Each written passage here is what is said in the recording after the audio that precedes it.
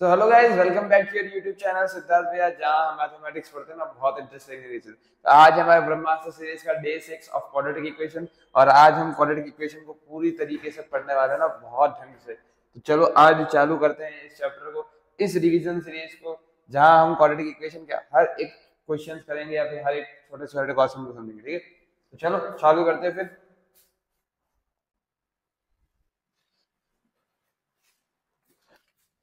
Chapter को recap कर लेते हैं ना, चैप्टर के देखो। ठीक है, इस चैप्टर के देखो।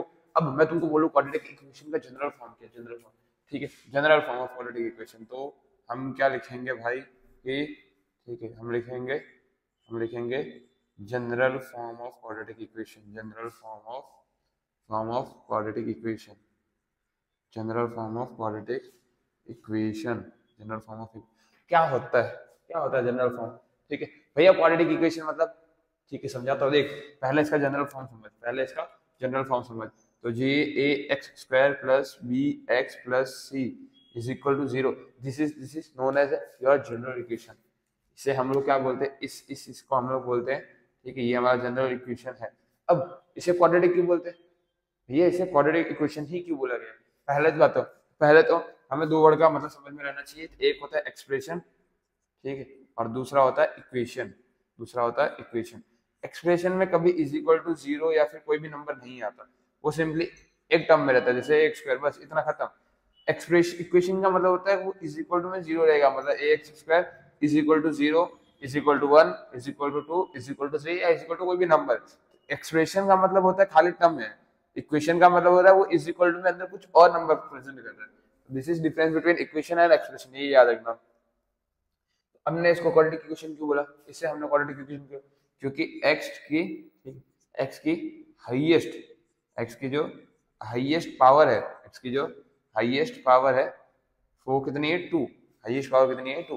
दिख रहा है, ये दिख रहा है, एक्स की जो हाईएस्ट पावर है, एक्स की जो हाईएस्ट पावर है वो कितनी है, टू। हमने कब पढ़ा था ये? हाँ ठीक है, डे टू पे पॉलिनॉमियल जब हमने पढ़ा था ना, तो उस टाइम पे याद है ना, मैंने आपको क्यूबिक, क्वाड्रेटिक और लीनियर तीनों के बारे में समझाया था। तो वही क्वाड्रेटिक है, ठीक है, जिसकी एक्स की हाईएस्ट पावर जो होती है वो टू होती है। भैया यहाँ पे खत्म हो गया? अरे नहीं भाई, रुक। यहाँ पे एक कंडीशन लगती है, उस कंडीशन में क्या बोला गया है कि x x is not equal to zero. क्यों भैया, ए जीरो क्यों नहीं हो सकता? ए जीरो, पहले ए किस बात है, ठीक है, यहाँ पे समझ से देख।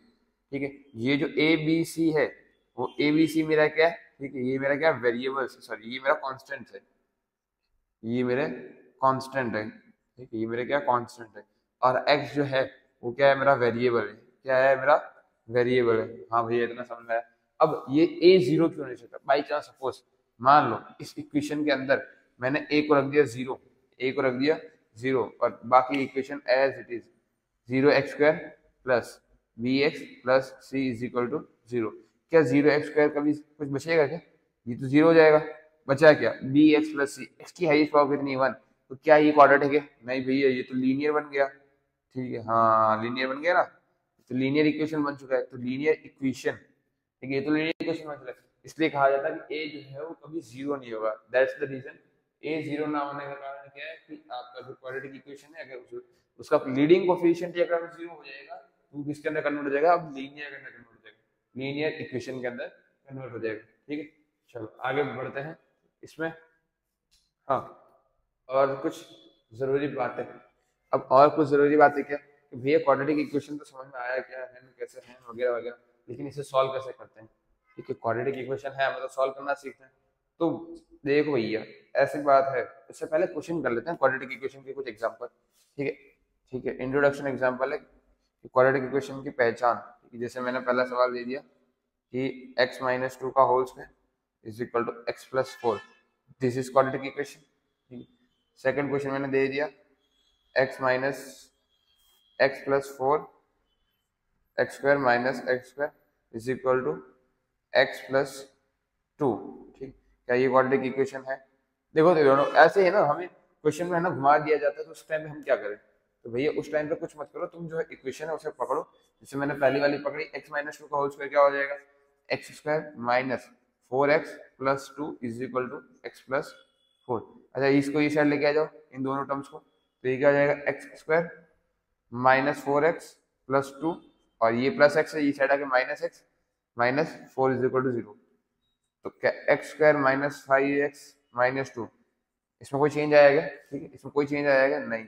एक्स स्क्वायर, एक्स की अभी भी हाईएस्ट कोफिशिएंट कितना है, सॉरी एक्स का हाईएस्ट पावर अभी भी कितना है 2, एक्स की हाईएस्ट पावर भी 2 है। इस इक्वेशन का अंदर आप जब सॉल्व करोगे, ठीक है, तो आपको ये दिख रहा होगा कि यहाँ से जो, ठीक है, हम इसको जब ओपन करेंगे तो ये वाला जो टर्म है एक्स स्क्वायर के अंदर कन्वर्ट हो जाएगा, लेकिन ये प्लस एक्स स्क्वायर और ये माइनस एक्स स्क्वायर कट के आपस में न्यूट्रल हो जाएगा और एक्स की हाईएस्ट पावर बचेगी 1।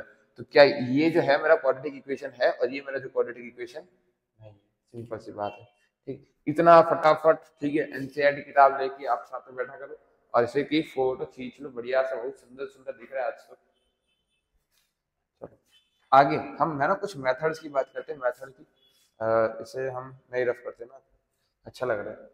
ठीक है, क्या रफ किया मैंने, ये ए बी और सी, ठीक है, ये ए बी और सी। एक्स जो है मेरा वेरिएबल है, एक्स जो है मेरा वेरिएबल है। उसके बाद हाँ क्या था नेक्स्ट, है ना, हम यहाँ पे समझते हैं इसके इस तौर पे लाइट रिफ्लेक्शन ना हो। शायद इतना रिफ्लेक्शन तो नहीं गिरेगा। ठीक है, तो हम जब इसके जो है ना, इसको सॉल्यूशन जब करते हैं ना, तो उसके लिए हम दो मेथड प्रेफरेबल यूज करते हैं। एक है मेरा फैक्टराइजेशन मेथड, एक है मेरा फैक्टराइजेशन मेथड, और दूसरा है मेरा क्वाड्रेटिक फार्मूला, या ठीक है, या फिर डिस्क्रिमिनेंट मेथड, ठीक है, या फिर क्वाड्रेटिक फार्मूला, समझे ना, क्वाड्रेटिक फार्मूला, ठीक, या फिर डिस्क्रिमिनेंट मेथड जो आप लोग बोलते हैं ना, डिस्क्रिमिनेंट मेथड, वो यूज कर सकते हैं। फैक्टराइजेशन मेथड भैया, फैक्टराइजेशन मेथड का मतलब होता है सिंपली, ठीक है, मिडल टर्म स्प्लिटिंग वाला। ये फैक्टराइजेशन मतलब middle term splitting method, middle term splitting, ठीक है, ये मेथड आपने मिडल टर्म स्प्लिटिंग मेथड समझा। अरे भैया ये तो हम बचपन से करते आ रहे हैं, ये इसमें मत कर, तो बेटा इसमें से ना बड़ी अच्छी बात है। देख इसको करना कैसे, एक एग्जांपल के तरफ से समझते हैं। एक एग्जांपल लिया मैंने क्वेश्चन नंबर 1, ठीक है, यहाँ पे लिख दिया x square minus 5x plus 6 is equal to में 0। ऐसा क्वेश्चन ले लिया मैंने बाई चांस रैंडमली उठा के। अब मेरे को क्या करना है, इसके आंसर बताने by middle term splitting. By middle term splitting कैसे करेंगे इसको, देखो इसको करेंगे, हमें ऐसे दो नंबर चाहिए, और ठीक है, हमें ऐसे दो नंबर चाहिए जिनका मल्टीप्लिकेशन, जो फर्स्ट नंबर, ठीक है, हमारा पहला लीडिंग कोएफिशिएंट और जो कांस्टेंट है उनको करने पाए। 6 वन जा 6, ठीक है, 6 वन जा 6, और जो, और उन्हीं दोनों नंबर को प्लस करने पे 5 के बराबर आ जाए। नहीं बेटा 5 नहीं, -5 के बराबर आ जाए। किसके बराबर आ जाए, -5। अब ऐसे दो नंबर सोचो जिनका मल्टीप्लिकेशन करने पे वो 5 के बराबर आ रहा है और प्लस माइनस करने पे 6, सॉरी मल्टीप्लाई करने पे 6 पे आ रहा है और प्लस माइनस करने पे -5 आ रहा है। ऐसा कौन सा नंबर होगा भैया यार, ऐसा कौन सा नंबर होगा? सोचो सोचो सोचो सोचो सोचो, यही तो ट्विस्ट है ना, यही तो ट्विस्ट है, सोचो सोचो। अरे देख बेटा, क्या 2 3 जा कितना होता है, 6 होता है, हाँ भैया। अच्छा 3 और 2 को जोड़ने में कितना होता है, 5। लेकिन भैया यार हमें चाहिए -1, आप ला रहे हो +5, तो क्या करना है, आपका मल्टीप्लिकेशन करने पे सिंपली प्लस का दिख रहा है और जो प्लस माइनस करने पे अगर वो माइनस का दिख रहा है, तो उन दोनों को क्या कर दो, ठीक, उन दोनों के आगे लगा दो माइनस की साइन, ठीक है, क्या कर दो, उन्हीं दोनों नंबर से आगे लगा दो माइनस की साइन। माइनस माइनस प्लस, 3 2 जा 6, -2 और -6 कितना जाएगा, -5। तो मेरे जो दो नंबर से होंगे कौन से होंगे, -2 और -3 क्या होंगे। तो अगर मैं जब इनको तोड़ूंगा दो अलग अलग पार्ट के अंदर, तो क्या हो जाएगा, एक्स का as it is -2x -3x plus 6 is equal to 0। भैया इतना क्लियर हुआ, इतना क्लियर हुआ, इसमें कुछ नहीं है। अब बोलोगे भैया एक्स एक्स वो तो मिडिल टर्म स्प्लिटिंग है, तुम इतना चाहते ही कि भाई, ठीक है, ये दोनों टर्म्स के अंदर से लेना है कॉमन, कि इन दोनों में टर्म्स के अंदर कॉमन आएगा क्या। तो यहाँ पे सिंपली समझो क्वेश्चन, इन दोनों में कॉमन क्या, एक्स, ठीक है, फिर क्या बचेगा एक्स, यहाँ पे 2 था, एक बार आ गया अंदर -2, यहाँ से एक्स तो बाहर आ चुका है। अब यहाँ पे कॉमन क्या लेंगे, पहले जब भी आपके एक्स टर्म के साथ, मतलब इस टर्म के साथ अगर माइनस के साइन जुड़िए तो माइनस को ले लो कॉमन, ठीक है। इन दोनों में कॉमन क्या दिख रहा है, 3, ये 3 1 सा दिख रहा है और ये 3 2 सा दिख रहा है। तो मैंने जैसे 3 को बाहर लिया, अब अंदर क्या बचा, ये -3 तो बाहर आ चुका है, बचा गया एक्स। और अब जब भी आपका माइनस कॉमन में आएगा, तो अगर ये वाली साइन प्लस में है तो किसके अंदर कन्वर्ट हो जाएगी, माइनस में कन्वर्ट हो जाएगी, ठीक है। और ये क्या है, 3 2 सा 3 तो बाहर चला गया, तो बचा क्या 2, इज इक्वल टू में 0, फिर x माइनस 2 और x minus 3 is equal to में 0। अब यहाँ पे आपको दो टर्म करना है, x minus 2 is equal to 0 और दूसरा करना है x minus 3 is equal to 0। x minus 2 का हो जाएगा x प्लस 2 और यहाँ पे हो जाएगा x इज इक्वल टू 3, यहाँ पे क्या हो जाएगा x is equal to 3, simple सा था। ये कुछ क्वेश्चंस थे आप लोगों को जो करने समझ में आना चाहिए। भैया आप लोग इजी वाला तो आपने करवा दिया, हमें तो वो रूट वाले क्वेश्चन ये थे, तो शांति रख बेटा, हम रूट वाले भी करेंगे, ठीक है, हम रूट वाले भी सारे क्वेश्चंस करेंगे, टेंशन मत ले। तो ये जो था अपने ना अच्छी हैंड राइटिंग, जैसे मैंने अपने अलग अलग कलर्स में यूज किया है वैसा आपको भी अपने नोटबुक में सुंदर तरीके से लिखना है ताकि पूरा रिवीजन हो ना, ठीक है। तो नोटबुक और बुक लेके बैठा करो और जल्दी इसे उतारो। यहाँ पे ना कुछ क्वेश्चंस करते हैं, ठीक है, लेकिन कुछ क्वेश्चन करने से पहले ना हमें कुछ और बातें समझनी जरूरी है, ठीक है, क्वाड्रेटिक की, जो कि हम अभी समझ लेते हैं।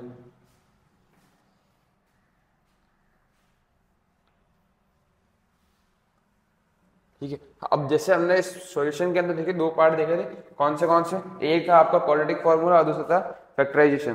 तो क्वाड्रेटिक फॉर्मूला था हमने फैक्टराइजेशन समझ लिया, लेकिन भैया क्वाड्रेटिक फॉर्मूला क्या है? ये देखो बेटा, क्वाड्रेटिक फॉर्मूला क्या है, पहले के टाइम पे एक मेथड आया करती थी जिसे हम लोग कंप्लीटिंग स्क्वायर मेथड कहते थे। हालांकि वो तुम्हारे सिलेबस से इस बार निकाल दी गई है तो भी, लेकिन हम उसको पूरा ना समझते हुए, हम उसे थोड़ा समझते हुए, हम एक इक्वेशन, ठीक, वहां से एक फॉर्मूला निकला हुआ तो उससे देख लो ना, ठीक। जो आपका क्वाड्रेटिक फॉर्मूला है वो क्या है कि x is equal to minus b plus minus under root d upon में 2 है, ठीक है।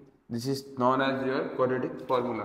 ये जो है वो आपका है, ये जो है आपका क्वाड्रेटिक फॉर्मूला है, ये जो है आपका क्वाड्रेटिक फॉर्मूला है, ठीक है। अब बोलोगे भैया ये माइनस बी 2 ये सब क्या है, तो हमें पता है जनरल इक्वेशन क्या होती है हमारी जनरल इक्वेशन क्या होती है कि ax square plus b x plus c is equal to में 0, है ना। तो ए बी, ठीक है, ए बी वही है। तो भैया बोलोगे ये कैपिटल डी कहाँ से आया, ये कैपिटल डी है क्या, तो देख भाई, ठीक है, ये जो डी है मेरा, ये जो मेरा डी है, डी ये जो है इसे हम लोग बोलते हैं डिस्क्रिमिनेंट,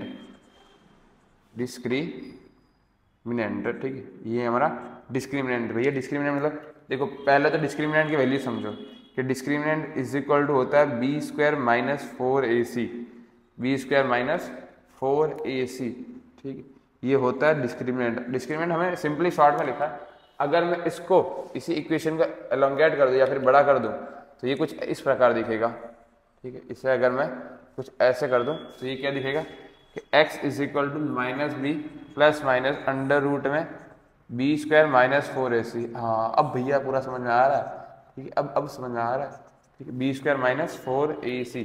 तो इसे हम ऐसे भी लिख सकते हैं। इसके लिए हम ये पूरा बी स्क्वायर माइनस 4ac ना लिखते हुए हम उस एक टर्म को यूज करते हैं कैपिटल डी को, जिसे हम लोग डिस्क्रिमिनेंट कहते हैं। अब भैया इससे क्या होगा, अब देख बेटा इससे क्या होगा, अब इसकी तीन कंडीशन है, कौन सी, D is greater than 0, D is equal to 0, ठीक है, D is equal to 0 and D is less than 0। मतलब कि भैया ये जो डिस्क्रिमिनेंट आया है क्या वो 0 से बड़ा होगा, हो सकता है, क्या 0 के बराबर हो सकता है, वो भी हो सकता है, क्या 0 से कम हो सकता है, वो भी हो सकता है। लेकिन तीनों केसेस के अंदर इनके जो वैल्यू आएगी, इनके जो आंसर आएंगे वो क्या होंगे, डिफरेंट होंगे, ठीक है। मतलब आपका अगर डी इज ग्रेटर देन 0 है तो वहां पे वैल्यू कुछ और आएगी, डी इज इक्वल टू 0 है तो वहां पे कुछ वैल्यू और आएगी, और डी इज लेस देन 0 है तो वहां पे वैल्यू क्या होगी, कुछ और आएगी, ठीक है। हालांकि अब समझते क्या क्या, ठीक है। यहाँ पे डी इज ग्रेटर देन 0 का मतलब टू डिस्टिंक्ट रियल रूट,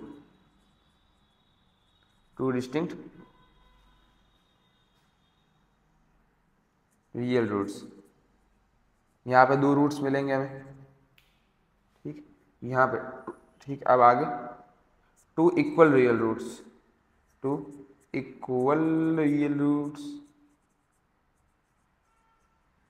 और यहाँ पे नो रूट्स, यहाँ पे कोई रूट्स ही नहीं मिलेंगे, वहाँ पे हमें कोई आंसर ही मिलेंगे। तो कहने का मतलब क्या है कि जब भी आपका d इज ग्रेटर देन 0 मतलब बी स्क्वायर माइनस 4ac के लिए 0 से ज्यादा होगी, उस टाइम पे हमें 2 डिस्टिंक्ट रियल रूट मिलेंगे। डिस्टिंक्ट का मतलब भैया, डिस्टिंक्ट का मतलब ये होता है कि 2 अलग अलग वैल्यूज के रियल रूट मिलेंगे, मतलब दोनों जो वैल्यूज होंगे वो क्या होंगे, अलग अलग। आंसर जो होंगे उनकी वैल्यू क्या होगी, अलग अलग होगी। ठीक है, अगर हमें पता है अल्फा और बीटा दो आंसर आते हैं तो अल्फा और बीटा की वैल्यू जो होगी वो अलग अलग होगी। जब भी वो इक्वल टू जीरो के बराबर, मतलब बी स्क्वायर माइनस 4ac करना है, आंसर निकालने पे जीरो आ रहा है, तो उस टाइम पे उनके जो आंसर होंगे वो क्या होंगे, दोनों के दोनों इक्वल होंगे, सेम होंगे, 1/2 1/2 1/3 1/3 4/5 4/5 2 2 -4 -4। मतलब अगर इक्वल टू जीरो होंगे तो आंसर क्या होंगे, बराबर होंगे, इक्वल होंगे। और अगर वो माइनस में चला जाता है, मतलब बी स्क्वायर माइनस 4ac करने पे आंसर आया -4 -5, तो उस टाइम पे हमें कोई रियल रूट्स नहीं मिलते। भैया क्यों, क्योंकि बेटा ये जो है ना, ठीक है, अंडर रूट एक ऐसी चीज है जिसके अंदर कभी भी नेगेटिव चीजें बचती नहीं है, वो सिर्फ पॉजिटिव चीजें रखता है।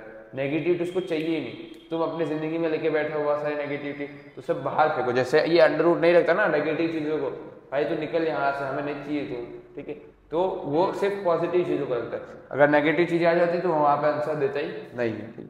ये समझ गए।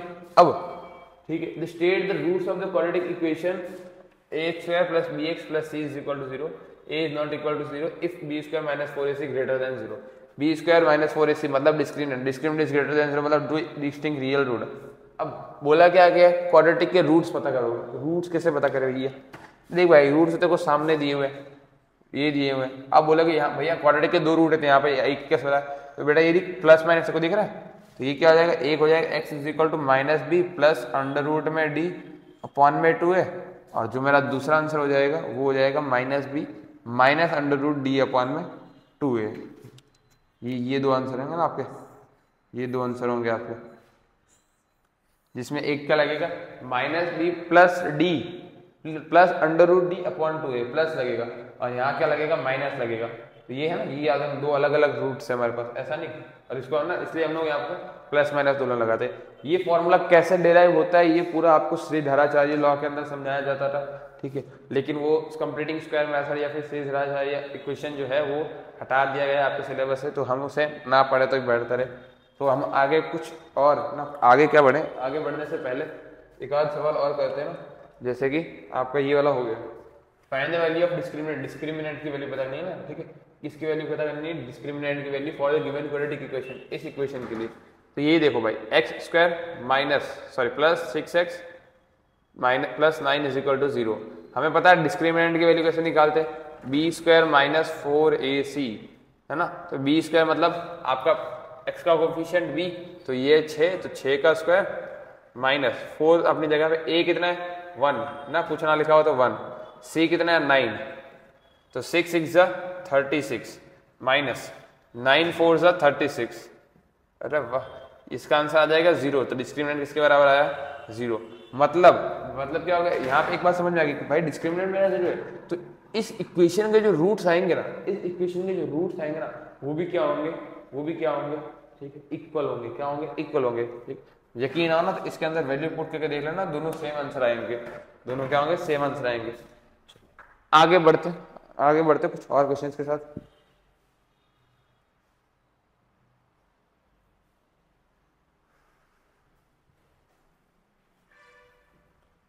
चला है ना, find the discriminant of the quadratic equation.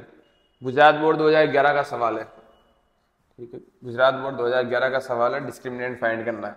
सोचो, डिस्क्रिमिनेंट फाइंड करने के 1 नंबर मिलते हैं, और डिस्क्रिमिनेंट फाइंड करने में हमें लगता कितना है, मुश्किल से 10 सेकंड, ठीक है, वीक बच्चों के लिए 15 सेकंड, और तो क्या, उससे ज्यादा तो मुझे नहीं लगता डिस्क्रिमिनेंट निकालने का पता, ठीक है, कोई झंझट होगा। जैसे कि सीधा पता चल रहा है कि x² plus 5x plus 1 is equal to 0। Discriminant कैसे निकालते हैं, d is equal to b² minus 4ac। b कितना है 5 है, तो 5 का स्क्वायर माइनस 4 इंटू a कितना है 1, c कितना है 1, तो 5 का स्क्वायर 25 माइनस 4 अंदर 4 बाहर 4, तो 4 आ गया, 25 में से 4 निकाल दो बचेगा 21। ये बन गई मेरी डिस्क्रिमिनेंट की वैल्यू, हो गया खत्म। कितना टाइम लगा, मुश्किल से 10 सेकंड, ठीक है, मुश्किल से 10 सेकंड। डिस्क्रिमिनेंट निकालने का फायदा, तो 2011 का सवाल हमने फट से 10 सेकंड के अंदर कर दिया। मैंने बोला था ना 1 मार्क्स 1 सेकंड, ठीक है, ज्यादा टाइम नहीं लगेगा। अब find the roots of the, ठीक है, इस इक्वेशन का बाय फैक्टराइजेशन मेथड, यहाँ पे स्पेसिफाई कर दिया फैक्टराइजेशन मेथड से ही करना है, और ये गुजरात बोर्ड 2022 का सवाल है। तो देखते इसका भी है ना, इसका भी सॉल्यूशन है ना, हम देखते हैं, देख तो चलो क्या है कि x² minus x plus 1 upon 8 is equal to 0। ठीक है, पहले तो एलसीएम लेना पड़ेगा सब में, तो मैं तो ले लेता हूँ मल्टीप्लाई 8 मल्टीप्लाई 8 मल्टीप्लाई 8 मल्टीप्लाई 8, ठीक है, 8 टू ज़ा 16x² minus 8x plus 1 upon में 8 इज इक्वल टू में 0। इसको यहाँ भेज दो, क्या बचेगा 16x² minus 8x plus 1 is equal to में 0। ये यहाँ पे गया 0 के साथ मल्टीप्लाई होने वाली हर नंबर क्या हो जाएगा 0 के अंदर कन्वर्ट हो जाएगा। ये मिल गई मेरे को क्वाड्रेटिक इक्वेशन। अब ऐसे दो नंबर सोचो जिनका मल्टीप्लिकेशन करने पे 16 × 16 के बराबर आता हो और उन्हीं का प्लस करने पे वो -8 के बराबर आ रहा हो। सोचो सोचो सोचो सोचो सोचो। ठीक है, मैं तो करना नहीं वाला, पहले बता दो तुम्हें ही करना है। ठीक है, जल्दी करो जल्दी करो। अरे यार सामने दिख रहा है ना, तो सामने दिख रहा है, देखो। ठीक है, ऐसे दो नंबर कौन से होंगे? तो बेटा यहाँ देख, ध्यान से देख, मैं बता 4 4 सा कितना होता है? 4 4 सा होता है 16। भैया बात तो सही है, और 4 को जोड़ने पे 8 का भी 8 ही है। ठीक है, अब ऐसे आई थिंक दिख नहीं रहा होगा ना इस बार से, तो इससे रखते हैं हम लोग एक बार के साइड में। ओके ठीक, ऐसे दो नंबर मतलब 4 4 सा होता है 16। हाँ भैया आ तो रहा है दोनों नंबर का, और दोनों को जोड़ने पे आना चाहिए 8, नहीं -8 आना चाहिए, +8 आ रहा है। मैंने क्या बोला कि जब भी मल्टीप्लाई करने वाला पॉजिटिव और दोनों प्लस करने वाला नेगेटिव हो, तो वहाँ पे दोनों नंबर्स को क्या कर लो, माइनस में कन्वर्ट कर दो। दोनों नंबर्स को माइनस माइनस यहाँ पे हो जाएगा माइनस और माइनस और माइनस, माइनस माइनस प्लस, तो स्प्लिट हो गया, टर्म स्प्लिट हो गया। पहला टर्म एज इट इज लिख दो, आखिरी वाला टर्म एज इट इज लिख दो, बीच वाले टर्म में क्या करना, नंबर्स कौन सा, -4 और -4, और दोनों के साथ क्या लगा दो, x लगा दो। ठीक, दोनों के साथ क्या लगा दो, x लगा दो। अब क्या करना है, 2 2 की पेयर बनानी भैया। ठीक है, अब करो 2 2 की पेयर। अब की 2 2 की पेयर है ना, फिर से 2 2 की पेयर करने के बाद इक्वेशन में से कॉमन निकालो, तो दिख रहा है 4 1 सा और 4 4 सा 16, दोनों में 4 तो है, तो मैंने पहले 4 को बाहर निकाले। इसमें भी x है, इसमें भी x है, तो x को भी बाहर निकाल लिया। बचेगा क्या यहाँ पे, 4 1 सा 4 4 सा 16 होता है, तो 1 4 बाहर निकाले, अंदर बचेगा 4 सा 2x में 1x बाहर निकाले, अंदर बचेगा 1x, है ना, अंदर बचेगा 1x, माइनस अपनी जगह पे सही है, और ये पूरा 4x तो बाहर आ चुका है, बचेगा अंदर 1। ठीक है, यहाँ पे माइनस को कॉमन ले लो, -1 को कॉमन ले लो, क्योंकि इन दोनों में कॉमन कुछ है नहीं, तो कॉमन क्या लेना पड़ेगा, -1, तो बचेगा क्या, 4x अपनी जगह पे। मैंने जब भी बोला माइनस कॉमन लोगे तो प्लस वाली साइन माइनस में कन्वर्ट हो जाएगी, इज इक्वल टू में 0। तो आपका एक रूट हो गया 4x - 1 और दूसरा भी हो गया 4x - 1 इज इक्वल टू में 0। तो x की वैल्यू यहाँ से मैं बता दूँ 1/4 होती है इसकी, और दूसरे वाले की भी इज इक्वल टू 1/4 होगी। ठीक है, चेक कर लेना आप, जिंदा चेक कर लेना। एक और चीज़ ना, एक और चीज़, ठीक है 64। ठीक है, आप इस इक्वेशन का डिस्क्रिमिनेंट निकालो ना, आप अगर इसका डिस्क्रिमिनेंट निकालोगे तो आपको एक चीज पता होगी, डिस्क्रिमिनेंट क्या होगा, 0। क्यों, क्योंकि भैया आंसर दोनों सेम आ रहे हैं। तो आंसर सेम कब आता है, जब डिस्क्रिमिनेंट होता है 0। तो इसका आंसर निकल, अब उस क्वाड्रेटिक फॉर्मूले से भी इसका आंसर सॉल्यूशन कर सकते हो एकदम बिंदास। आगे बढ़ते हैं, ये थोड़ा तगड़ा सवाल है ना, ये थोड़ा तगड़ा सवाल है। सीबीएसई वाले जितने भी हमने क्वेश्चन किया ना, वो थोड़ा बहुत तगड़े लेवल पे है। ठीक है, बहुत तगड़े लेवल पे है, तो चलो उसी को ही करते, उसी को ही करते, उसी को ही करते हैं। चलो हाँ, क्या है क्वेश्चन में कुछ समझ नहीं आ रहा भैया, क्या करना है। देख भाई कुछ नहीं, इजी है, टेंशन मत ले, पहले तो टेंशन मत ले, बहुत इजी है, समझ। पहले इन दोनों पूरे इक्वेशन को लिख ले, पहले पूरी इक्वेशन को यहाँ पे लिख ले, 3/x + 1 plus 4/x - 1 is equal to 29/4x + 1। Okay भैया, अब पहले खाली इन लेफ्ट हैंड साइड वालों को पकड़ और इनका क्रॉस मल्टीप्लिकेशन कर दे, इसको यहाँ पे फिर इसको यहाँ पे और इनको आपस के अंदर ना, तो 3 × ये वाली टर्म यहाँ चली जाएगी x - 1 प्लस 4 × ये वाली टर्म यहाँ चली जाएगी x + 1 अपॉन में क्या आ जाएगा x + 1 और x - 1 इज इक्वल टू में 29/4x + -1। ठीक है, यहाँ तक तो कोई डाउट नहीं भैया, यहाँ तक तो समझ आएगा। अब इसको अंदर मल्टीप्लाई करते जाओ, तो क्या आ जाएगा 3x और -3 प्लस 4x + 4 अपॉन में, इनका भी कर ही दो ना, दिख रहा है x a + b और a - b के फॉर्म में, है ना, x प्लस वन और x माइनस वन, मतलब a प्लस बी और a माइनस बी, तो ये हो जाएगा a square minus b square. One का स्क्वायर वन ही होता है इसलिए मैंने वन ही लिख दिया, ठीक है। a square minus x square minus one मतलब, ठीक है, x प्लस वन और x माइनस वन जो था, ठीक है, कुछ इस प्रकार दिख रहा था कि मुझे a प्लस वन और a माइनस वन, तो a square minus b square होता है, ए स्क्वायर मतलब x का स्क्वायर माइनस वन का स्क्वायर, मैंने कर दिया x स्क्वायर माइनस वन।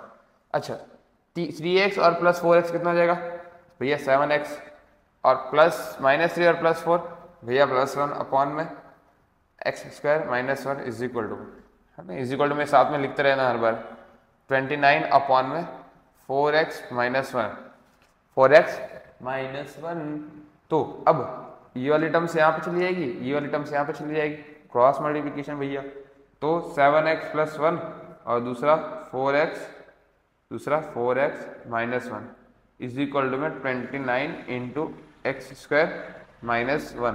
ये वाली टर्म यहाँ चले गए, देखो 7x के साथ ये वाली टर्म और 29 के साथ ये वाली टर्म्स। तो अब करते, अब थोड़ा खेल में तगड़ा मजा आएगा क्योंकि अभी क्वेश्चन चालू हुआ है, अभी सही क्वेश्चन चालू हुआ है।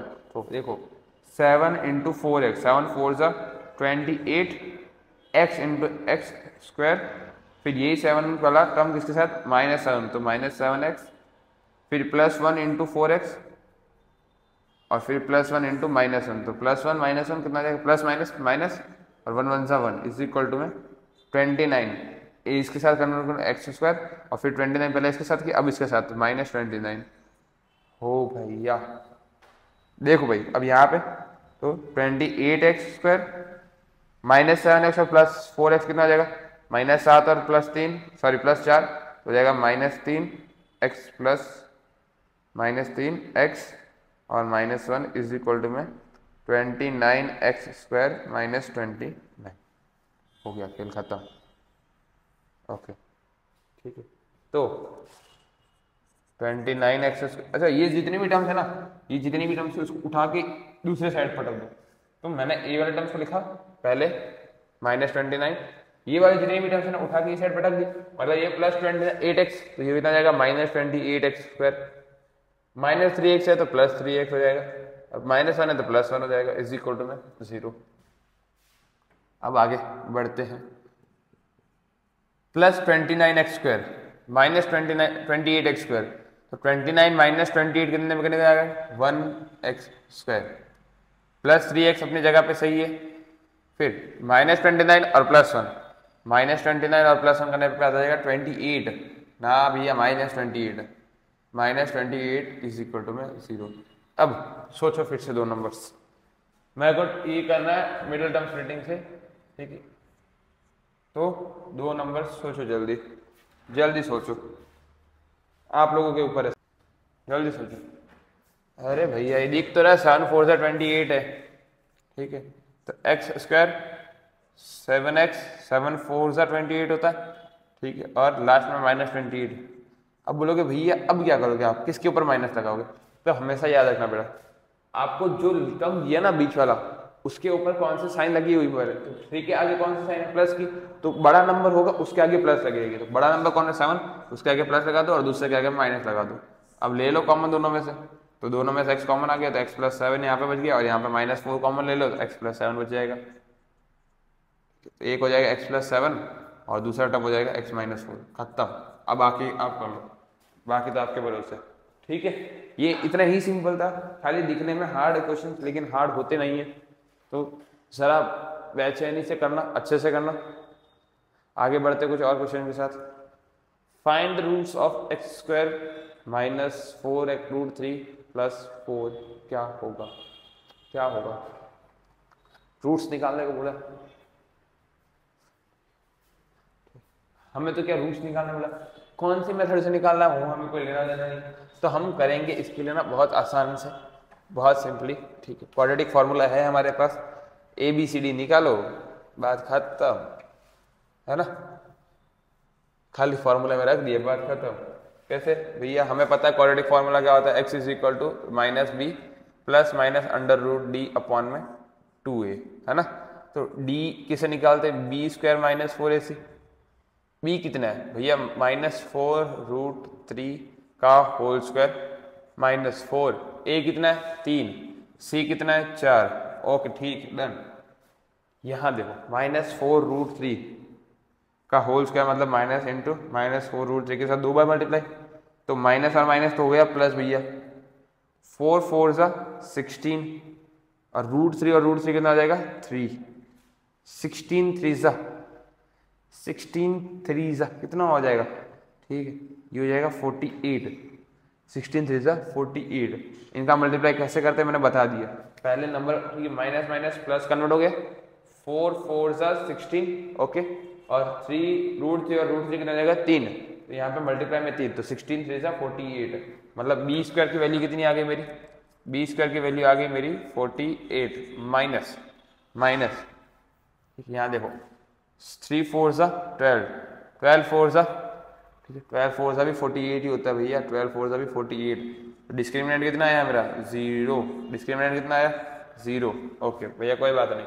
अब ये वैल्यू उठा के रखो यहाँ पे, उठाई x is equal to minus b कितना है, बी की वैल्यू कितनी है -4√3 प्लस माइनस अंडर रूट में डी की वैल्यू 0 अपॉन में 2, ए कितना है 3 है ना 3, यहाँ पे लिख दिया 3, तो x is equal to minus minus plus 4√3, ठीक है ये डिस्क्रिमिनेंट 0, रूट में भी 0 आएगा, तो इस पूरे टर्म का ठीक है, इस पूरे टर्म का हमें कोई लेना देना नहीं है, अब इसे हमने काट दिया, नीचे कहता है 3 2 6 ठीक है, 3 2 6, तो ये देख रहा किसको काट दो 2 के टेबल से, तो 2 और 3 2 6, और कुछ कटेगा क्या, ठीक है नहीं ऐसे ही रहना, तो इसको x is equal to 2√3 upon में 3, भैया बोलोगे आंसर तो एक ही आया, नहीं बेटे आंसर 2 है, आंसर तो 2 ही आएंगे, लेकिन दोनों क्या होंगे सेम होंगे, दोनों क्या होंगे सेम ही होंगे,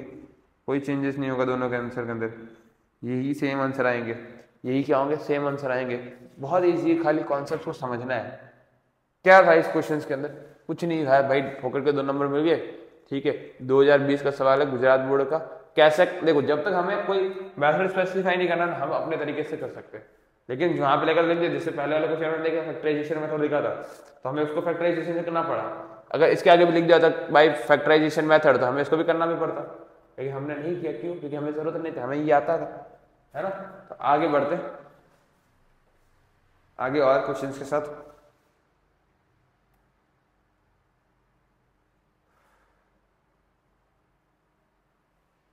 आगे क्वेश्चन था, अब यहाँ पे क्या थोड़े वर्ड प्रॉब्लम टाइप क्वेश्चन आ चुके हैं, यहाँ पे क्या थोड़े वर्ड प्रॉब्लम टाइप क्वेश्चन आ चुके हैं, समझते हैं इनका भी बड़े आसानी से।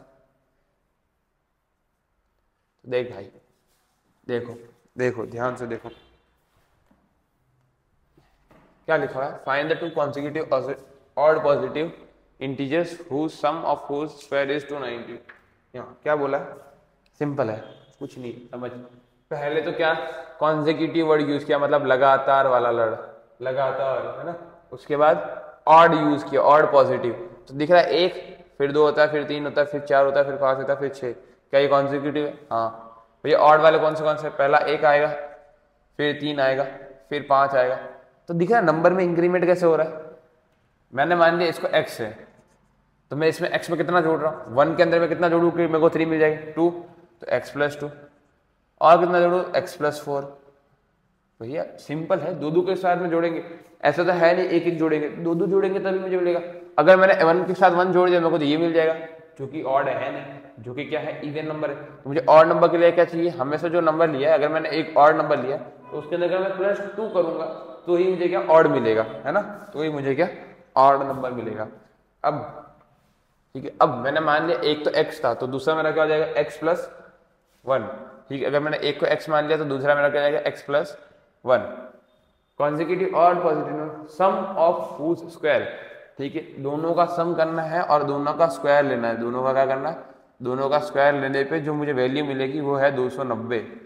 क्या है 290।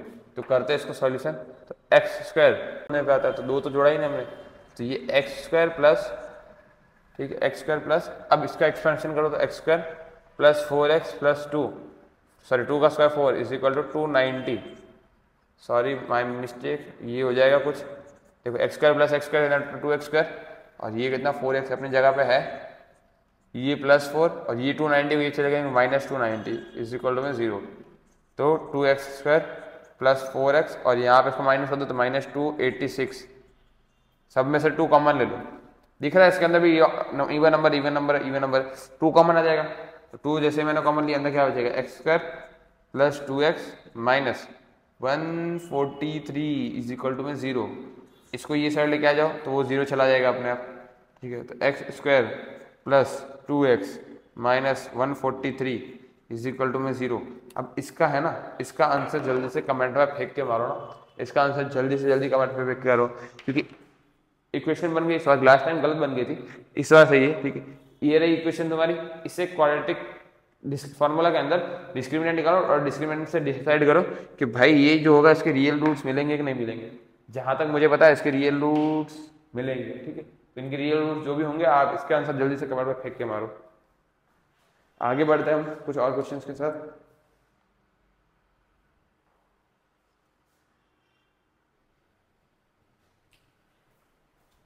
अब हम ना थोड़ा जल्दी जल्दी करेंगे सारे क्वेश्चंस, तो ठीक है समझ लेना। ठीक है, ये सवाल है ना, इसे है ना मोस्ट इंपोर्टेंट टिक कर लो।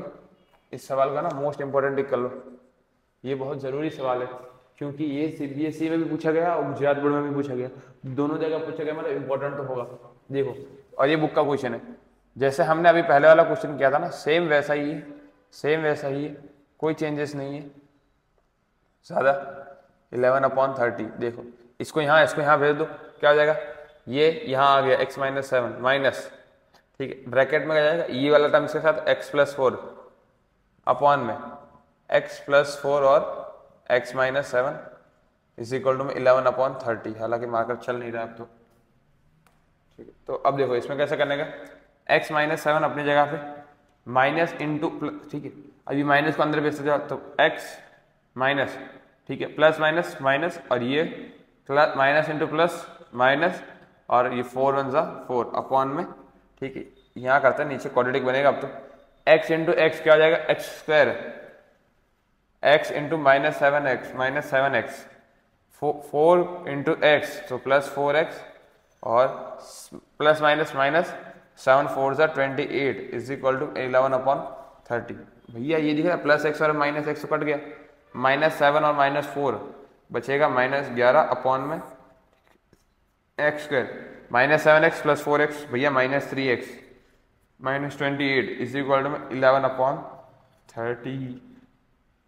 भैया कॉमन दिख रहा है, कुछ दिख रहा है, चीजें कि दिख रहा है 11 है इस न्यूमरेटर में भी, इसके भी न्यूमरेटर में। जब भी 11 दोनों के न्यूमरेटर में हो या फिर न्यूमरेटर में अगर कोई दोनों चीजें सेम हो तो कट जाएगी। ठीक है, और वो किसमें 1 में कन्वर्ट हो जाएगी, किसके अंदर कन्वर्ट हो जाएगी भैया 1 1 के अंदर। ठीक है, तो इसको यहाँ भेज दो और इसको यहाँ भेज दो, तो -1 इंटू -1 इंटू ये 30 इज इक्वल टू में 1 इंटू दिस नंबर, तो x² -3x और -28। ठीक है, ये कितना हो जाएगा, -30 इज इक्वल टू में x² -3x प्लस -28। अच्छा, -30 को उठा के वो साइड पटक दो तो क्या आ जाएगा, x² -3x -28 और -3 उस साइड जाएगा, क्या हो जाएगा, +30 इज इक्वल टू में 0। अब यहाँ पे कुछ बचा नहीं, 0 ही बचा। -20 और +30 कितना होगा, तो x² -3x, ठीक है, ये कितना जाएगा, +2 है ना। अब तो आपको नंबर भी पता चल गए होंगे, x² -x 2x -x + 2 is equal to में 0। अब आके है ना बाकी, अब भगवान भरोसे, आपने ना इतनी मैथ्स तो पढ़ रखी हो या फिर इतना क्वाड्रेटिक इक्वेशन तो पढ़ रहे होगा, आपको आ ही जाएगा क्या लिखा है। तो जल्दी करो ना, इसका आंसर जल्दी निकालो आप लोग। अब ये सवाल भी है ना थोड़ा वर्ड प्रॉब्लम के हिसाब से अभी है ना दिक्कतें देना चालू करेंगे आप लोगों को, जैसे कि वर्ड प्रॉब्लम्स ही दिक्कत देती है ज़्यादातर बच्चों को, बाकी क्वेश्चंस वो लोग कर लेते हैं। ठीक है, तो हम अभी वर्ड प्रॉब्लम चालू करते हैं, कैसे करते हैं इनको सोल्यूशन। तो सिंपल है भाई, देखो इसमें है ना ज़्यादा मगजमारी वाला काम नहीं है। ठीक है, ज़्यादा उतना काम नहीं है, सिंपली क्वेश्चन को रीड करो पहले। सम ऑफ एरिया ऑफ 2 स्क्वायर्स, दोनों स्क्वायर्स का जोड़ने में कितना आएगा, 400। अब 2 स्क्वायर है तो दोनों का स्क्वायर का कुछ, ठीक है, साइड भी होंगे। ठीक है, लेट, ठीक है, यहाँ से शुरुआत करते हैं, लेट, ठीक है, एरिया ऑफ, या फिर area of first square is first square is, ठीक है, ये कितना आ जाएगा एक्स स्क्वायर में ना एक्स स्क्वायर, ठीक है। मतलब हम देखो कैसा होता है कि एक एरिया स्क्वायर होता है, उसकी एक सेम लेंथ होती है और उसका एरिया हो जाएगा सेम उसी का स्क्वायर। तो साइड कितनी होगी एक्स, है ना, साइड कितनी होगी उसकी एक्स। वैसे ही दूसरा कोई टर्म दूसरा मान लेते हैं जिसका आंसर वाई स्क्वायर निकाल देंगे, ठीक है। वैसे ही area of second square is equal to Y square. अब उनका सम मतलब उनको जोड़ने पे अकॉर्डिंग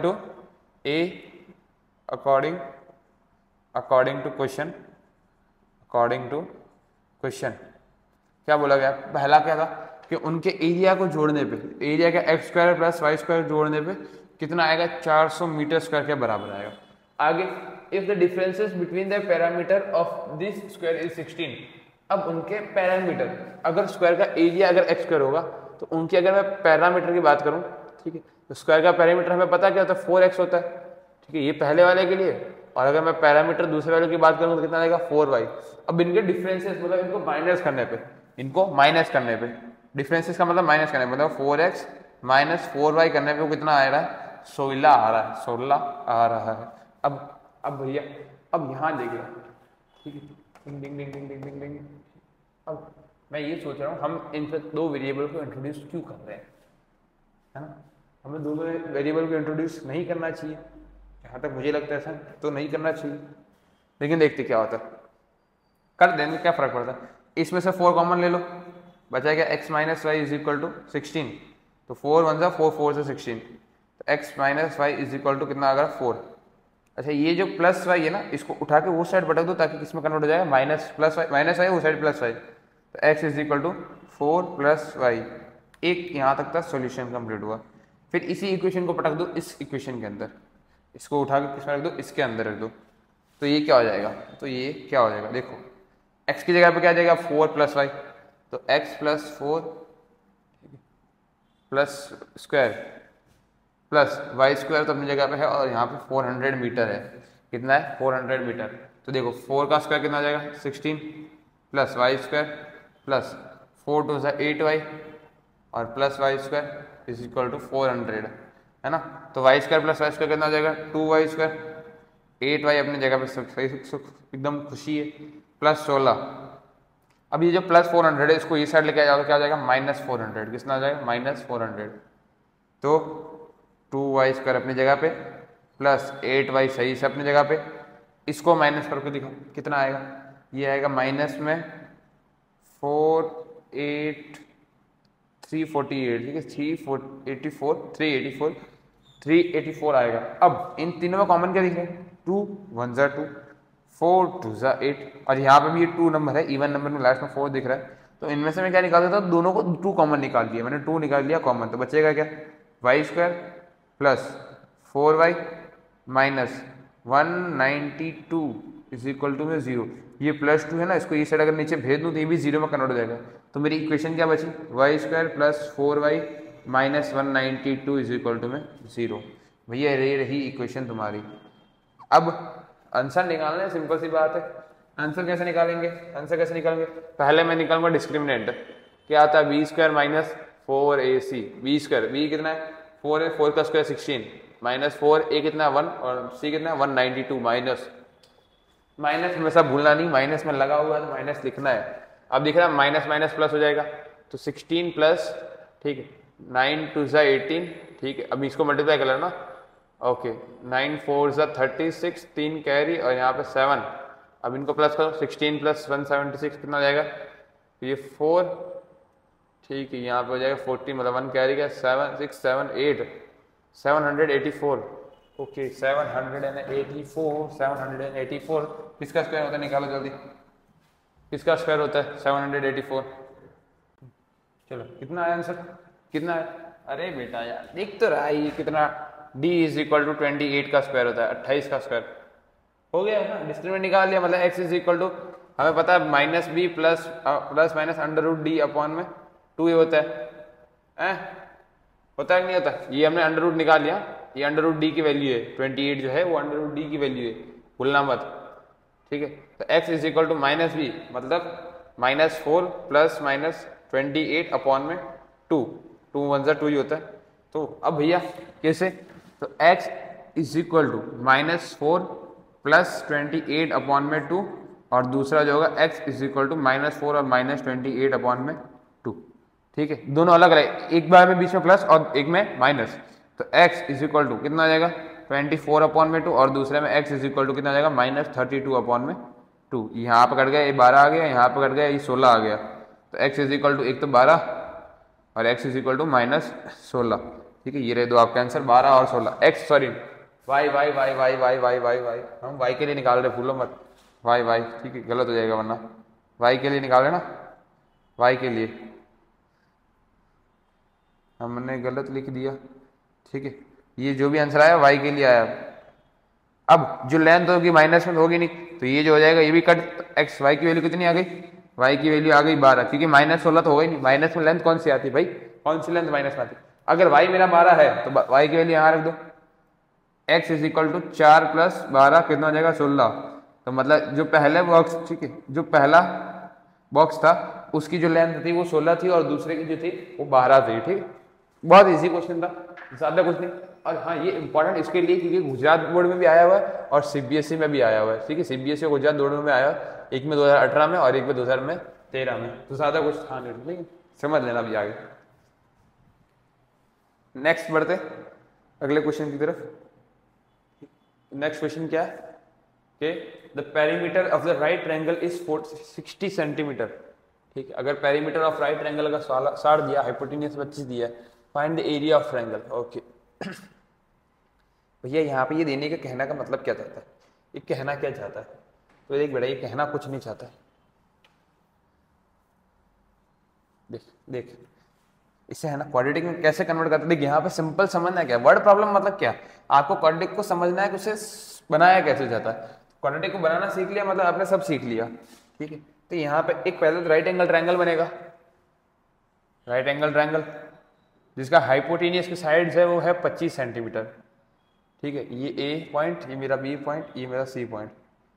हमें पता है कि पेरीमीटर कैसे निकाला जाता है। पेरीमीटर मतलब होता है, ठीक है, सम ऑफ ऑल साइड, मतलब a + b + c, a b और c जो भी होगा आपका।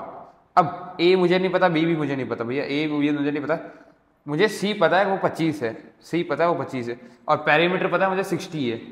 पेरीमीटर कितना है 60, तो इसको ये साइड भेज दो तो मुझे पता चल जाएगा a + b 60 - 25 कितना हो जाएगा, कितना हो जाएगा, जल्दी बोलो। हाँ वेरी गुड, 35। ठीक है, 35 a + b। भैया अब इससे हमें तो कैसे पता चलेगा कि कौन सी किसकी साइड है, तो बेटा कुछ नहीं, यहाँ समझ a और b को है ना, a और b को समझते हैं क्या। अगर मैंने इसको a ले लिया, ठीक है, अगर मैंने लिए मान ली लेंथ ये a, अच्छा मुझे पता है कि दोनों को जोड़ने पे कितना आता है 35 आता है, दोनों को प्लस करने पे कितना आएगा, दोनों को, इन दोनों साइड्स को प्लस करने पे आता है 35। कितना आता है 35। अगर मैंने इसको a मान लिया या फिर मैंने इसको मान लिया x, तो दूसरा मेरा डेफिनेटली 35 - x होगा, दूसरा डेफिनेटली कितना होगा 35 - x। जैसे कि मैंने 10 रुपये लिए, 100 रुपये लिए, ठीक है, 100 में से अगर मैं 50 की चॉकलेट खा गया तो ठीक है, 50 नहीं 55 की चॉकलेट खा गया, पीछे कितने बचे, तो 100 में से सिंपली 55 में माइनस कर दोगे ना, तो ही मुझे पता चल जाएगा कि पीछे 65 बचे।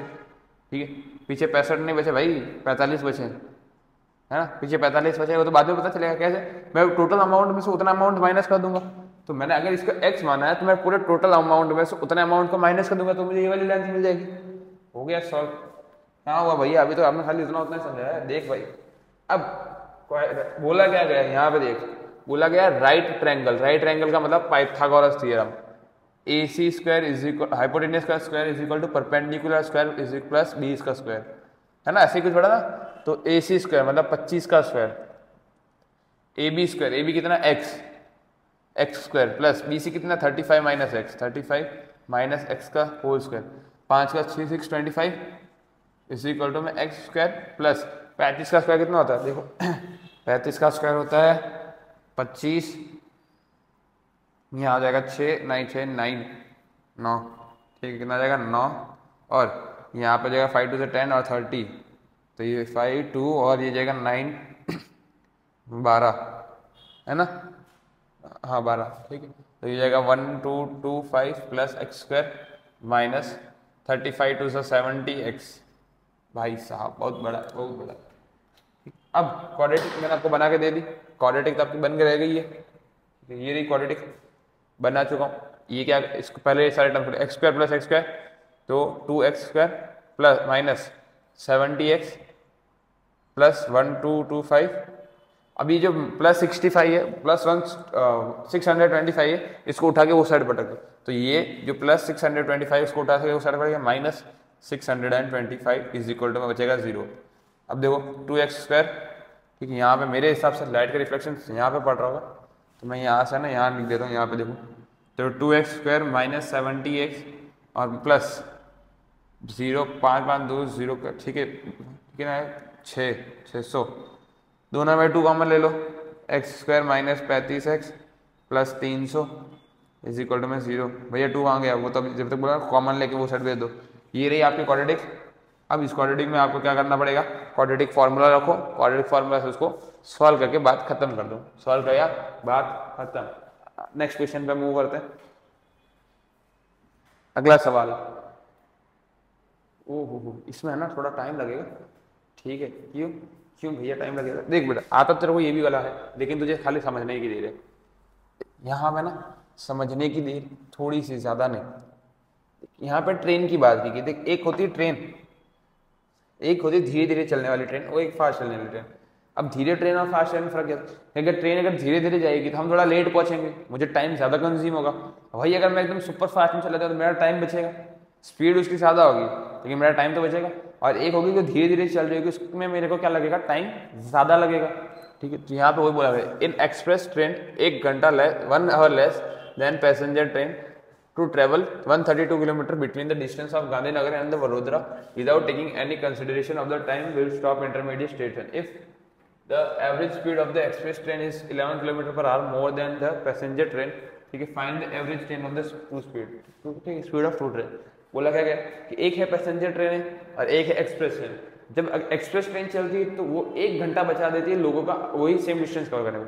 डिस्टेंस कितना है, 132 किलोमीटर। तो यहाँ पे लिखो पहले कि डिस्टेंस जो है मेरा, डिस्टेंस जो है वो है मेरा 132 किलोमीटर। कितना है, 132।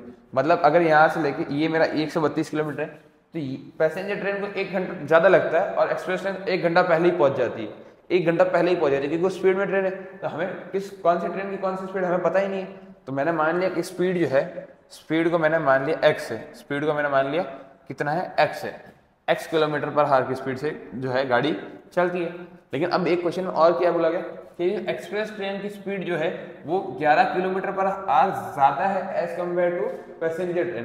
तो ये जो ट्रेन स्पीड है वो किसकी है, ये जो ट्रेन है वो है पैसेंजर्स की, पैसेंजर स्पीड की ट्रेन है, ठीक है। और जो एक्सप्रेस ट्रेन है, ये जो एक्सप्रेस ट्रेन है, एक्सप्रेस, ठीक है, एक्सप्रेस, ठीक है, ये पैसेंजर ट्रेन की है और ये एक्सप्रेस ट्रेन की जो स्पीड है वो कितनी हो जाएगी कि पैसेंजर ट्रेन से 11 ज्यादा प्लस 11 किलोमीटर पर हार की स्पीड से चलती है ना।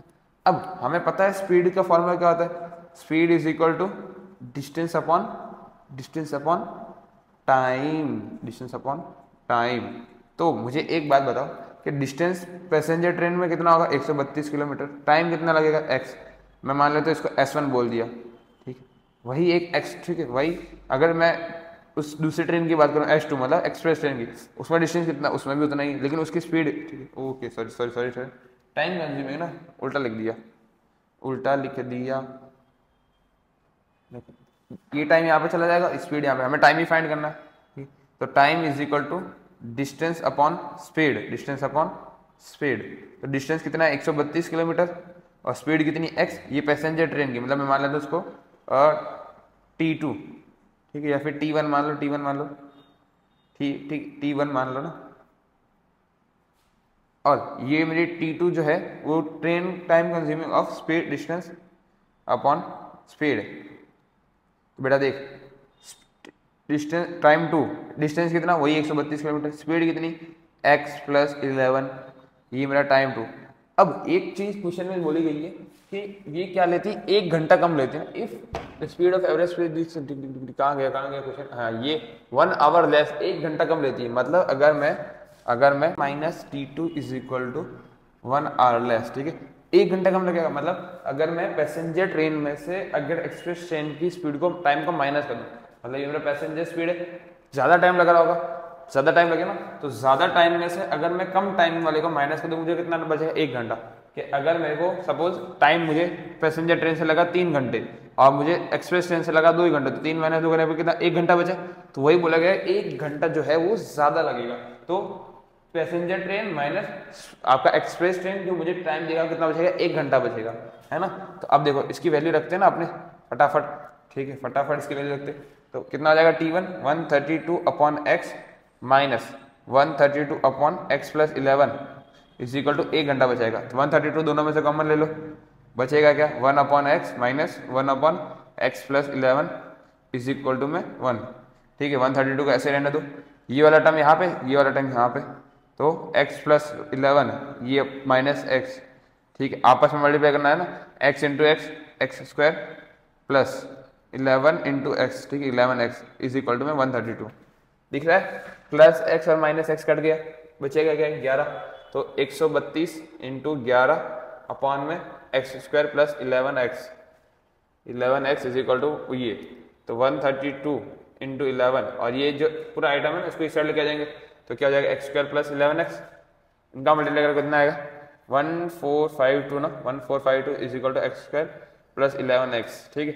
ये प्लस 142 इसको इस साइड भेज दो, माइनस में जाएगा तो x square plus 11x minus 1452 is equal to में 0। अब यहाँ से आपको क्या करना पड़ेगा, वही डिस्क्रिमिनेंट निकालो, डिस्क्रिमिनेंट निकालने के बाद यहाँ से डिस्क्रिमिनेंट निकल जाएगा, डिस्क्रिमिनेंट से वैल्यू निकल जाएगी, मतलब आपके दो रूट्स मिल जाएंगे, एक पॉजिटिव में एक नेगेटिव में, नेगेटिव वाला हमको काम नहीं, हमें पॉजिटिव वाला उठाओ और इस इक्वेशन के अंदर रख दो। डिस्टेंस सेम है, टाइम दोनों के लिए अलग अलग आएगा, ठीक है, क्योंकि एक में स्पीड क्या है ना, स्पीड का भी रोल है, तो टाइम अपने हिसाब से वहाँ पर टाइम की वैल्यू रखना और स्पीड की वैल्यू आपको मिल जाएगी। एक्स की वैल्यू मिली, एक स्पीड की वैल्यू ले और दूसरे में 11 जोड़ देना, आपको एक्सप्रेशन की भी मिल जाएगी। ईजी तक, कुछ ऐसा हार्ड जैसा क्वेश्चन नहीं देना, ठीक है। तो आगे बढ़ते हैं और क्वेश्चन के साथ। देखो ये जो नेक्स्ट क्वेश्चन है हमारा, ये भी सेम एज इट इज ही रहेगा, एज इट इज ही है।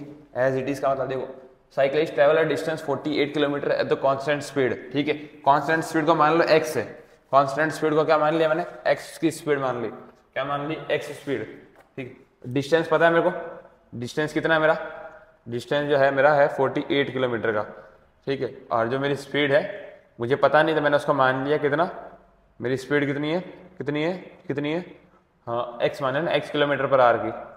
अब जब मैंने 4 किलोमीटर स्पीड बढ़ाई तो मुझे 1 घंटा कम लगा, ठीक है। जब मैंने स्पीड इंक्रीज की, ये मेरा बिफोर स्पीड थी और ये मेरी आफ्टर स्पीड जो हो जाएगी वो हो जाएगी 4 किलोमीटर ज़्यादा, ठीक है। मतलब जो स्पीड है उसमें मैंने 4 प्लस कर दिया, 4 किलोमीटर प्लस आर कर दिया, तो x प्लस 4 किलोमीटर पर आर। अब भैया अब हमें वापस पता है डिस्टेंस इज इक्वल टू, ठीक है, time, speed is equal to कितना होता है, speed is equal to distance upon time. तो टाइम यहाँ पे ऐसा चेंज हो जाएगा, फिर से time is equal to distance upon speed. पहले T1 मानता हूँ कि जो मैं नॉर्मल कांस्टेंट, जब मैं कांस्टेंट स्पीड से चल रहा था उस टाइम पे मैं इसकी स्पीड मान लेता हूँ T1, सॉरी टाइम जो मान रहा था T1, तो T1 डिस्टेंस कितना 48 और पहले की स्पीड कितनी थी x, ठीक है। ये भैया एक तो हुआ, एक तो हो गया कि T1 कितना आ जाएगा 48 अपॉन एक्स। दूसरा, जब मैंने स्पीड बढ़ाई उस टाइम पे जो टाइम लगेगा, वो स्पीड बढ़ाए तो टाइम लगेगा वो जो होगा, ठीक है, वो कितना का speed, time two is equal to distance कितना है, डिस्टेंस डिस्टेंस डिस्टेंस डिस्टेंस, हाँ 48 ना, 48 किलोमीटर, और स्पीड कितनी x प्लस 4, ठीक है। अब यहाँ पे भैया अब बोला गया है कि अगर मैं T1 माइनस T2 करूँगा तो मुझे 1 घंटा बचेगा, मेरा 1 घंटा बचेगा। मतलब कि अगर मैं कम स्पीड में चलाऊंगा मुझे ज़्यादा टाइम लगेगा, तो यहाँ पे सपोज ज़्यादा टाइम लगा, यहाँ पे कम टाइम लगा, तो ज़्यादा में से कम, कम में से ज़्यादा। अरे समझो, मैं यहाँ से गया वडोदरा नॉर्मल साइकिल लेके, ठीक है, बाइक लेके 20 की स्पीड से चलाऊंगा बहुत ज़्यादा टाइम लगेगा, तो ये रहा वो ज़्यादा टाइम। अगर मैं 100 की स्पीड से चलाऊंगा बहुत कम समय लगेगा, ये रहा कम समय। तो आपको हमेशा ज़्यादा में से कम माइनस करना है, उल्टा मत कर देना, कभी ये मत कर देना T2 माइनस T1, तो ये क्या हो जाएगा, उल्टा हो जाएगा। आप कम में से ज़्यादा माइनस करोगे आपका आंसर नेगेटिव में आएगा, आएगा ही नहीं, ठीक है। तो आपको ज़्यादा टाइम में से कम टाइम मैनेज करना है। तो टाइम वन कितना है मेरा 48 अपॉन एक्स माइनस 48 अपॉन में x plus 4 is equal to में 1 आवर। 48 कॉमन ले लो, अंदर क्या बचेगा 1 upon x minus x upon, ठीक है, 1 अपॉन एक्स प्लस 4, ठीक है। ये यहाँ आपस में multiply, cross multiplication, x plus 4 minus ये यहाँ पे चला जाएगा माइनस एक्स अपॉन में x into x plus 4 is equal to में 1। ठीक है, ये दिख रहा है प्लस एक्स और ये माइनस एक्स कट गया, बचेगा क्या 4, तो 48 इंटू 4 अपॉन में एक्स इंटू एक्स कितना जाएगा एक्स स्क्वायर, एक्स इंटू 4 तो plus 4x is equal to में 1। और ये पूरी आइटम जो है, ठीक है, ये जो भी पूरी आइटम है ये साइड क्या हो जाएगी मल्टीप्लाई जाएगी, तो और इनको भी मल्टीप्लाई करना ना, 48 इंटू 4 इज इक्वल टू में एक्स स्क्वायर प्लस 4x, ये कितना जाएगा 32। ठीक है, 3 कैरी 16 और 3 19, 192 is equal to x square plus 4x, ये प्लस 192 ये साइड क्या आ जाएगा माइनस में, तो एक्स स्क्वायर प्लस 4x और माइनस 192 इज इक्वल टू में 0। क्वाड्रेटिक बन गया। हमें यही समझना है, हर चीज में यही समझना है कि क्वाड्रेटिक बनेगा कैसे। इसके बाद तो डिस्क्रिमिनेंट निकालो, वैल्यू निकालो, तो आपको आती है। ठीक है, डिस्क्रिमिनेंट निकालो, वैल्यू निकालो, आपको आता है। हमें समझना है कि बस ये वाला पार्ट समझना है कि ज्यादा में से हमेशा कम माइनस करना है। अगर कभी उल्टा कर दोगे तो यहाँ पे आंसर माइनस में आएगा और वहां पे भी आंसर माइनस में आएगा, जो कि हो जाएगा कंप्लीटली गलत, कंप्लीटली गलत। ज्यादा टाइम में से कम टाइम को माइनस करना है। ठीक है, एक लास्ट क्वेश्चन और बचा है हमारे पास, उसे भी हम कर लेते हैं ना। ठीक है, उसे भी हम कम कर लेते हैं। तो आखिरी सवाल जो है वो कुछ इस प्रकार है कि sum of area of two square is 4। ठीक है, ओके, ठीक है। ये जो क्वेश्चन है ना आप लिए होमवर्क में, क्योंकि ये ही सेम क्वेश्चन मैंने डिफरेंट वैल्यूज के साथ, याद है 400 और 16 centimetre, same question same method, same question same method, बस आपको करना है इस बार। और इसका आंसर जो दिया आपको कमेंट में फेंक के मारना है। ठीक है, कमेंट में इसका आंसर बताना है क्या होगा। ये क्वेश्चन आप लोगों के लिए होमवर्क है, प्रैक्टिस के लिए, ताकि जो मैंने आपको पहले क्वेश्चन कराया था सेम एज इट इज करना है। पीछे पन्ने पलटो, पन्ने पलटते ही ना आपको, आपने क्वेश्चन अगर किया होगा तो आपको दिख रहा होगा, तो सेम वैसे ही करना है। तो आज का सेशन जो है वो कुछ इस प्रकार है कि नेक्स्ट स्लाइड जो वो है आप लोगों के लिए एक बड़ा सा थैंक यू, एक बड़ा सा थैंक यू कि भैया क्या हुआ, सेशन यहाँ पे कंप्लीट होता है। हमने क्वाड्रेटिक के ऑलमोस्ट इंपॉर्टेंट वाले क्वेश्चन सारे कर लिए, गुजरात बोर्ड, सीबीएसई, आपने ना सब में मेंशन करा था, देख ही लिया होगा। देखो भाई, ये आप लोगों के लिए ना एक थैंक यू था। क्यों? क्योंकि आप लोगों ने हमारा साथ यहाँ तक दिया है। डे 6 कंप्लीट हो चुका है, हमने अभी तक अपनी सीरीज नहीं तोड़ी, हमने अपना दम नहीं तोड़ा। ब्रह्मास्त्र तो चल रहा है, आपने ब्रह्म ज्ञान वाली सीरीज भी देख लो ना, वो भी बहुत तगड़ी है, वो भी आपके लिए ही है। तो आप लोगों के लिए एक थैंक यू। अगर वीडियो पसंद आया होगा तो लाइक कीजिए, अपने दोस्तों के साथ शेयर कीजिए, ताकि वो भी अपना कंप्लीटली पढ़ पाए, और सब्सक्राइब करना बिल्कुल ना भूलिए। ठीक।